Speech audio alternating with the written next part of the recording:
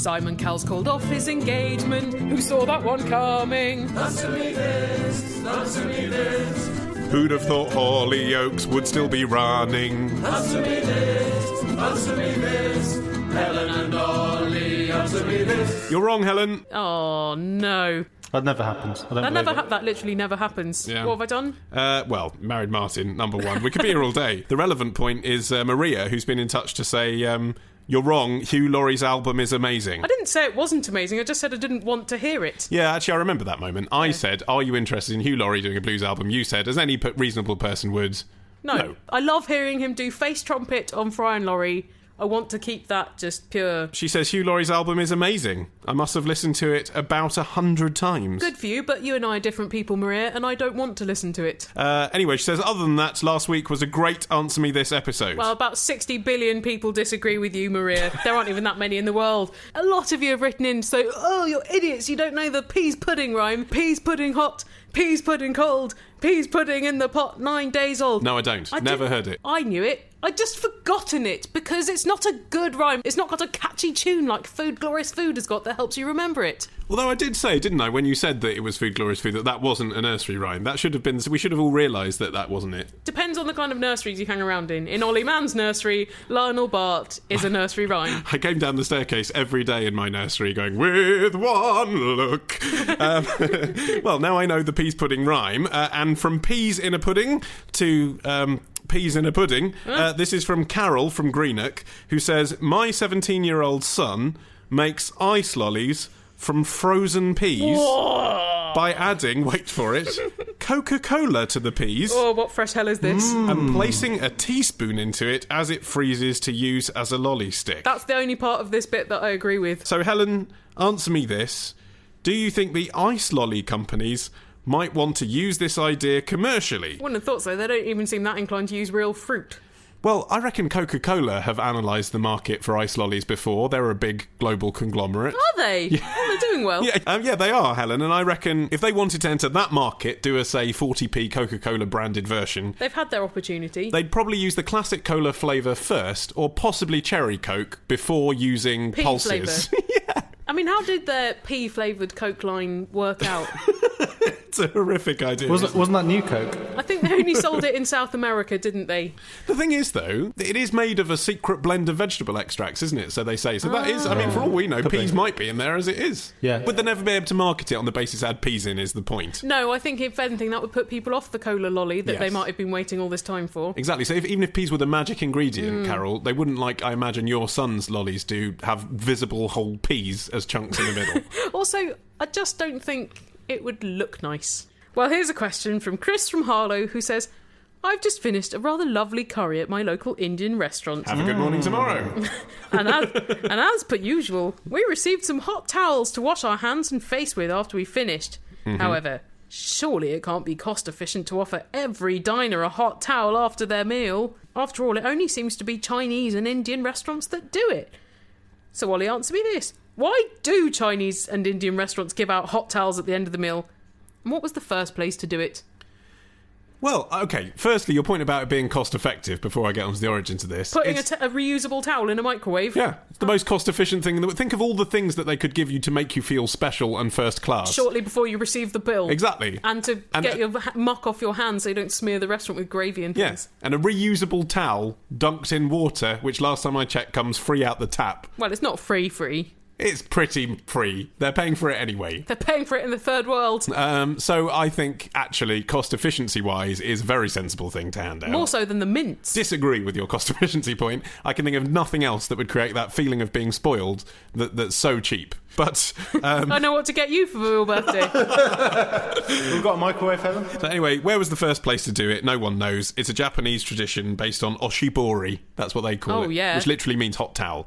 So that's what you said. Okay. So it's not like... They thought we got this tradition, so we better just take it very literally. But it's funny that, isn't it? A lot of Japanese things like that, like karaoke, sounds like an exotic thing. That just means like singing words or something. Drunk singers. Something like that. Don't write and tell me exactly what it means, but it's something like that. But it's a literal word. It doesn't surprise me that it's Japanese because they seem very keen on customs that promote cleanliness, particularly where food and drink are concerned. And also they seem very embarrassed personally if they're not clean. Here's a question from Darren from across the pond. He lives on Hampstead Heath. He says, my partner's cousin and her husband, a Baptist minister, stopped by on Christmas Day for dinner. While I genuinely like them, that's generous of you, every time we share a meal, we must hold hands around the table and pray for what seems like an eternity. You don't pray for eternity, Darren, if you know anything about Christianity. You get that anyway. Well, you pray that your soul isn't in eternal damnation. That's right, yeah. So it's probably worth spending the eternity now to save on the eternity later. That's right. I'm an atheist. I find it very rude that they come to my house and make us go through this ritual. They're only trying to save your soul. I would not dream of going to anyone's home for a meal and make them conform to my belief system if I was not completely certain that they shared it. So, Helen, answer me this.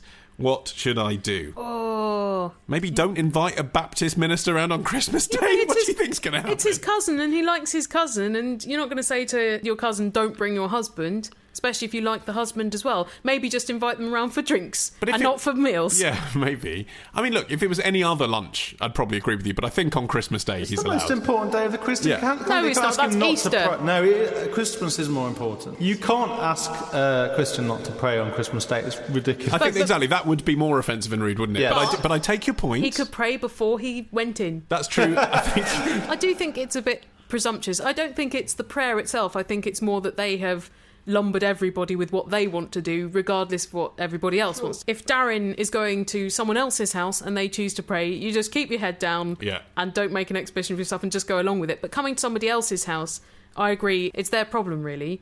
I think in that situation, I would take the hit and be like, okay, well, I've got to pray for 2 fucking minutes. I'll just, swallow my atheist pride for 120 seconds and have a nice Christmas day. Is that an energy drink? Atheist pride? It's a bitter. I've just had a great idea. I doubt it, but let's see. Just before you all hold hands, everybody pick up a cracker. Then put up with the praying. Yeah. And then after the amen, bang! If you got a question, email your question to answer me this podcast at googlemail.com. Answer me this podcast at googlemail.com. It's great. So, retrospectors, what historical events are we ticking off on this week's run of Today in History? On Monday, the anniversary of the day Ozzy Osbourne and a bat came face to face on stage. On Tuesday, we go back to the future with a potted history of the DeLorean.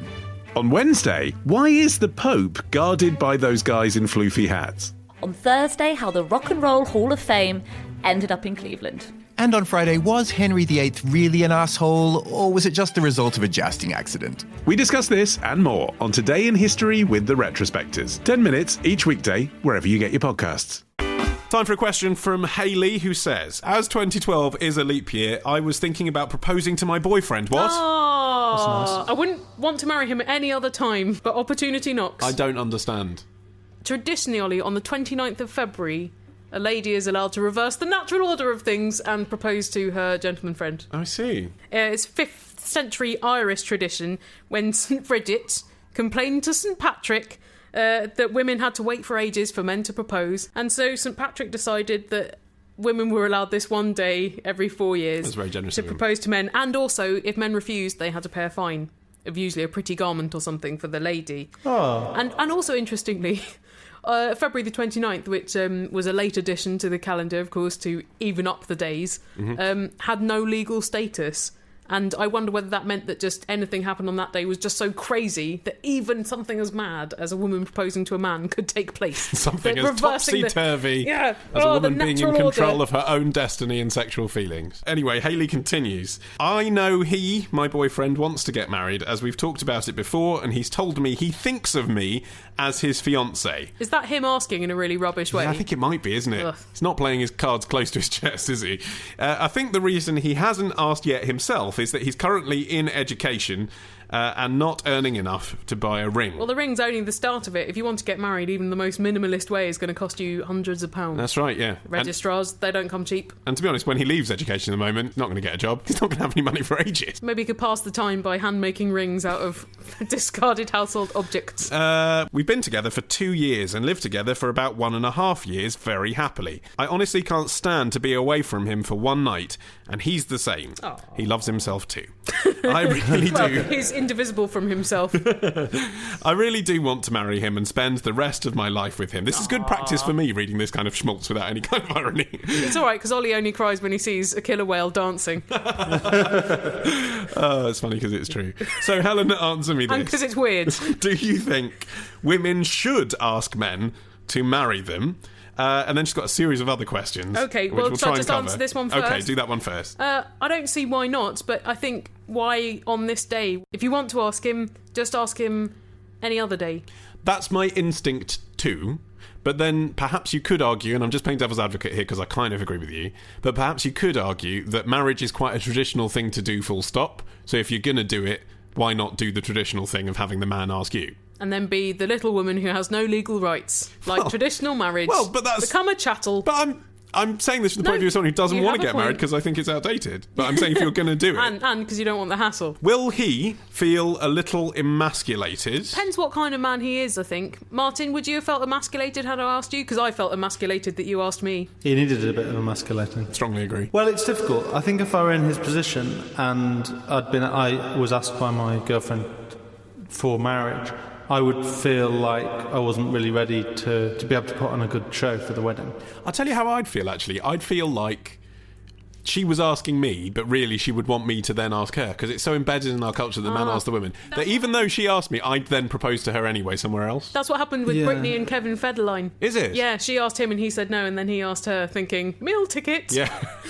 It's very strange, isn't it? Because there's a certain aspect of the proposal that for the woman it's finally like a sense that the man is committed to them. But then Hayley and her boyfriend have only been together for 2.5 years, which to her seems like a long time, but in many ways is still in the honeymoon period. She continues, I'm a little worried that I may be robbing him of the chance to propose to me and losing the once-in-a-lifetime opportunity to be proposed to. From that sentence, it sounds like actually Hayley would like not to propose to him, and it's not because of the emasculation, etc. She wants to have that moment where she's sure that he wants to get married, and they do the thing that makes her feel feminine. Maybe. And do I have to buy him a ring, she says, if she proposes to him? That's a good yes, I question. think you do. Yes. Otherwise you're not proposing, are you? Yeah. If the man proposed to you without a ring, you'd consider it an insult. So yes, if you're going to do it properly, yes. Now, if this was a Zooey Deschanel film... Yes. And she was doing the proposing... Oh, everyone would say yes, wouldn't they? Especially Martin. They would. But she'd do it in a kooky way that didn't involve a ring, wouldn't she? She'd probably make a playlist or something. She'd put some like, special bell on his bicycle. Exactly. That reminded him of her every time he rang it. Yeah, exactly. And she'd synchronise his phone with his computer with the doorbell so that they all played the Mouldy Peaches or something. And everyone watching it would be like, oh my God, that's so hot. But actually, I think you need a ring. Unless you're her. Men don't really wear engagement-style rings often, do they? Oh, now that's true. Because What can you get him? the lady typically gets something quite ornate for an engagement ring, but actually the man doesn't want that. He wants normally quite a simple band. Or a digger. Yeah. Get him a digger. Every man wants a digger. You could sort of stand on the Scoopy bit and propose from there. That would be adorable.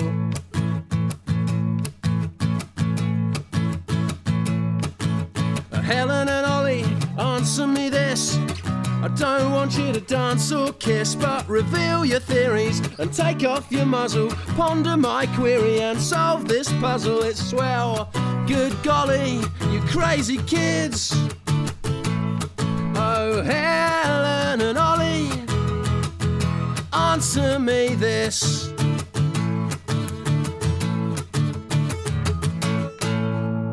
Okay, time to take a question from our phone line, the number for which is...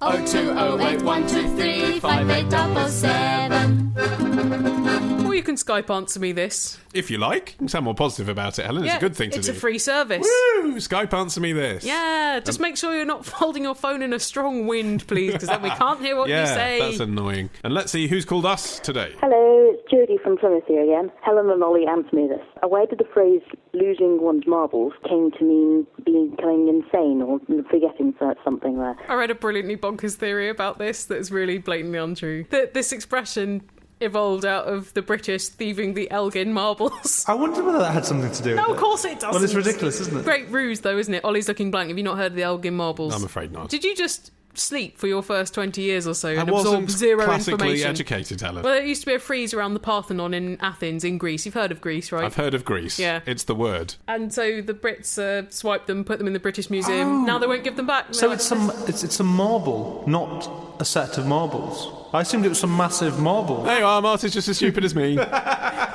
the Elgin marbles. I've never seen them. Literally no idea what they look like. Christ. Anyway, Where are they now? They're in the British Museum. and the Brits don't want to give them back, so they're saying, well, the Greeks can't look after them. Right, yeah. Anyway, this expression, it probably derives from the French merbles in the 19th century, which just meant your stuff. So if you'd lost all your stuff, your life was in tatters. I have this image of spectacularly dropping a bag of marbles and they're just rolling underneath all of your furniture and you can't find them again. I think that works quite well. Yeah. I think that's why it still has power. Kalimera, this is Dave phoning in from sunny Cyprus again. My young apprentice dazzled me this morning with his knowledge when he informed me where a teddy bear gets its name from. Now, as nonplussed as I was by this little gem, it did get me thinking. Helen and Ollie, answer me this. Where does a teddy boy get its name from? I assume there is no connection between Teddy Roosevelt, wasn't it? President of the USA, teddy bear thing, and 50s rock and rollers. Yeah, not much. No. Teddy boys were so called because of the Edwardian look, weren't they? That's right, they were reviving the fashions of generations previous, as people do now, 80s revivalists that weren't even alive. Brick Lane. Okay. It was that, and they were originally called Kosh Boys because they were often quite violent. And one of the advantages of the Teddy Boy jackets was that they were quite roomy and had a lot of pockets, so you could hide weaponry in them and booze. It's one of the ironies about the name, isn't it? Sounds so cosy. You sound like, out of everyone, out of rockers and punks, you'd give a teddy boy a hug, wouldn't you? Yeah, I wouldn't though, because because they'd knife you in the back. And also, they've got those big greasy quiffs, and that would hit you in the face and leave a mark. Disgusting. That's right. The Express newspaper claimed credit for having coined the term in 1953. It was the last good thing they did. Because they shortened Edward to Teddy and put it on their front page about the Teddy Boys, but the term was in use before that. So they were reviving the traditions of the Edwardian period. Yeah. Well, not the traditions, not the etiquette and the butlers, just the look. Not the pre-First World War arms race, etc. Not that, just the look. Yeah. And then that got shortened to Teddy for Edwardian. And then the look, okay. But I wonder whether, as well, this look kind of took off because, after the war, there was still clothes rationing, and probably the mid-50s was the first time that this generation had been able to afford clothes and express themselves through them, because before the war, they wouldn't have been old enough or alive. And clothes were very expensive. So maybe this is the first great teen fashion movement, the Teddy Boys. Presumably a lot of clothing, pre-Second World War, was quite class-oriented. A lot of class divisions got broken up in the First and Second World War, and suddenly there was this sort of slightly classless style. I mean, it had... Edwardian presumably had sort of slightly posh connotations, but they weren't posh people, they were Teddy Boys. In fact, it was a big working class movement. That's, in a way, then, it's kind of like the Beatles wearing suits or something. Yeah, exactly. Yeah. Sort of way. That doesn't happen now, does it? What, a nice band wearing suits that is young. Arctic Monkeys or something. Well, he's quite a dandy, Alex, but in a country gentleman way. Wouldn't come out in white tie, though, would they? Or something very formal. That's a good point. Why aren't any of these bands wearing white tie and tails? White tie looks great on guys. Morning suits, fantastic. What if you dribble something on it? Well, what's the problem? Well, then you've got an eggy stain on your white tie. And... But that applies for any outfit, Helen. Don't take eggs on stage. No one asks it's a rock and roll gig, not some sort of egg party. Sometimes you might need a valuable shot of protein before performing a concert. Hello, it's former Prime Minister and Iron Lady Margaret Thatcher here. While waiting to die, I tune the wireless to answermethispodcast.com and watch Loose Women with the sound down. It could tame the unions any day. Girl power! Here's a question from Becca from Chesterfield, who says, the ex-SAS turned author Andy McNab really bugs me. I just don't understand why he hides his face. Surely people can find out more about him from knowing his name and current/past occupations than they can from having seen his face. So answer me this, Ollie. Why does he feel the need to hide himself from the world, and yet it seems everyone can know his name and life story? Well, I think he feels the need because he's got terrorists who are tracking him down who want to kill him. Strikes me as naive a bit, this. And is Andy McNab even his real name? I always assume not. Yeah, no, it's a pseudonym, yeah. Well, then it's quite hard to track down that Andy McNab. And I know that he did specific things, like he was a sniper in a place. So did rather a lot of other ex-servicemen. Yeah, but also, if he revealed his face, then presumably some of the things in his non-fiction books would put people in danger because you'd be able to more readily associate who they were if they were out in the field with him. Maybe he doesn't reveal his face because it's very at odds with the character he's taken pains to establish. So actually he's got a pencil moustache and a monocle. He looks like John Waters. His contract, apparently, with the MOD says that he still has to send his writing off to them to be assessed. Wow, what? So he doesn't give anything away that is actually of sensitivity and import? Exactly, yeah. Good point. Sort of, nationwide secrets and stuff. But you'd think, if that was the case, if he's on that sort of contract, if he knows that sort of stuff, that he'd be banned from writing at all, wouldn't he? Well, I think anyone who's in the SAS would be under the sort of Official Secrets Act. I wonder how effective Andy McNab's books have been as a recruitment tool for the military. This is what I was getting at here. Oh! I think the MOD probably would stop someone even slightly hinting at things that could reveal state secrets, but for the fact that clearly it's the case, isn't it? That this is like a promotional drive, his stuff, because it makes it look cool, doesn't it? And gives you a career as an author if you've already dreamt of that all your life. No, well, yeah, seriously, there's a point there, isn't there? You come out and see amazing experiences that other people will be... It will make you more interesting, is basically what it's advertising, as well as look at the danger and the excitement. Here's a question now from Jenny, who says, Helen, answer me this. Prior to the invention of email, did computer keyboards have the @ symbol? Yep, and I, in fact, have got a typewriter from, I don't know, the 30s, and that's got it on there. And I always thought, is it really worth giving this its own key? Well, they used to have it on fruit and vegetables, didn't they? They'd have apples and pears. It would be 10 apples at 10 pence each, with the @ symbol in the middle. To denote the price of fruit. Per fruit. What always confused me about the @ symbol, even when I was a little girl seeing it at the greengrocers, I thought, is that really quicker than writing the 2-letter word at? Yeah, and so why did that come about as a thing? Well, actually, it probably is a bit quicker because you just have to do a big squiggle, and it's very instantly recognisable. It's probably international as well, isn't it? Well, it is now. It's done very well for itself, the @ symbol. I'll tell you what needs reviving, because it's now a sign of something that is, again, just too old to exist. The underscore. You see an underscore in an email address or on a Twitter handle, you just think, oh, that's old. Actually, Ollie, underscore is a very common character used in SQL databasing. You took the words right out of my mouth, but that said... Must have been when you were kissing. But listen, friends, if you're starting your Twitter handle with an underscore... Yeah.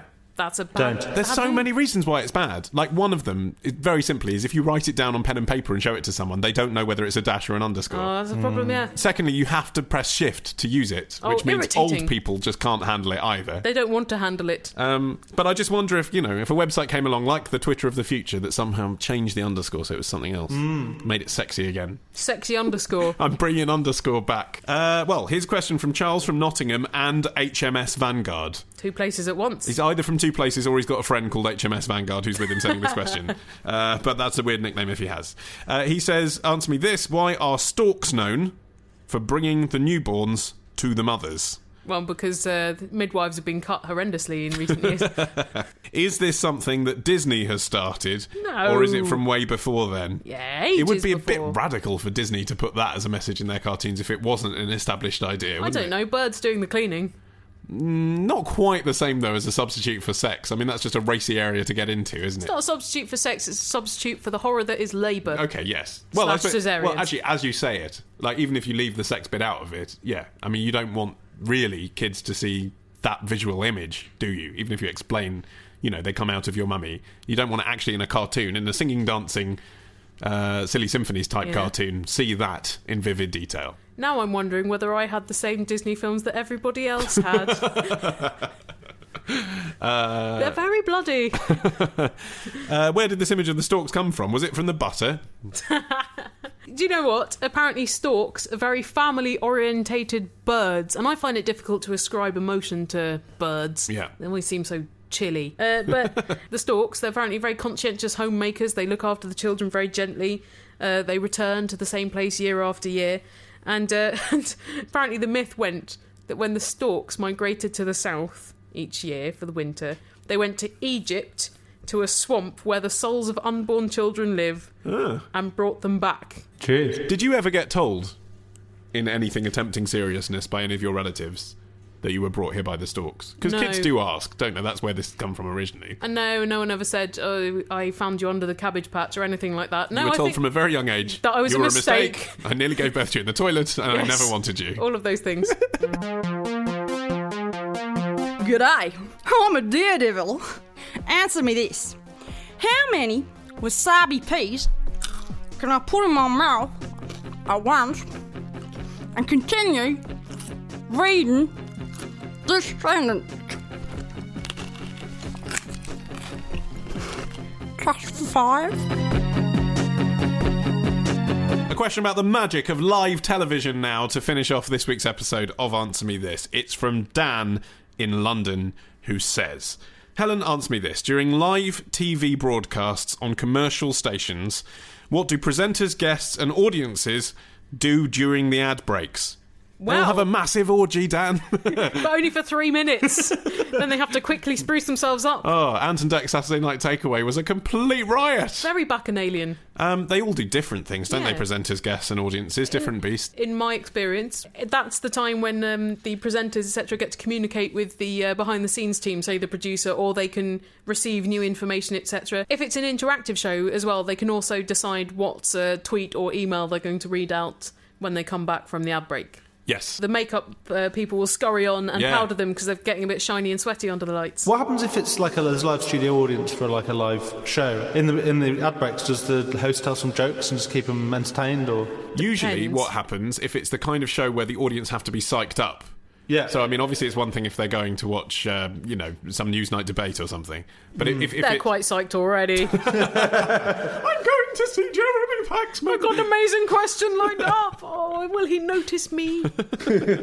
Assuming it's something, like the Jonathan Ross show or even a daytime chat show like Loose Women or something where they're X Factor. supposed to be rowdy. Now, X Factor, presumably they put vibrators in their season. I don't know what they do. But Now I know why you like it. the warm-up guy usually comes up. I say guy, it can be a woman, but it's never, always a guy, never a isn't woman. The warm-up guy comes up and sort of psychs them up again. I'd like to see what happens at something really, really long and boring but full of famous people like the Oscars, because there's so Yeah. many ad breaks. They must be bored shitless, or if they haven't won, something's going to go off badly with them there. Well, they're not supposed to go to the loo apart from during the breaks, are they? Because it looks bad. But they've got those people that sit in their Stand-ins. seat fillers. If I was Jack Nicholson, I'd go to the loo whenever I bloody wanted. Well, he's old, he doesn't really have much choice. Well, there we are.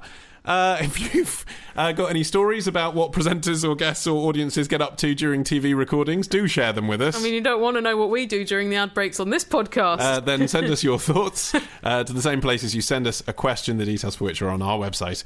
AnswerMeThisPodcast.com. Where you can also find links to our app, Yep, Facebook and Twitter, it's there. all that kind of stuff that All you'd that expect to stuff. find on a well-honed website. We're also still stuck with our PO box. We had to sign up for 6 months. That's right, yes. Don't feel that you're late sending us a present. You are, but that's fine. And also thank you very much to Gina from Australia, who sent us a copy of her local newspaper, annotated. Yeah, that was incredible. Well, it wasn't really, because all local newspapers are funny. Yeah, Not but intentionally. But the fact that she spent the time to go through it and choose things that she thought we'd find funny and then send it to a country on the other side of the world. At the cost of, I think, $12. That's very thoughtful. Yeah. Well, you. So thanks. So yeah, if you want to do something like that, our PO box is on the website as well, and we will see you next week. Bye.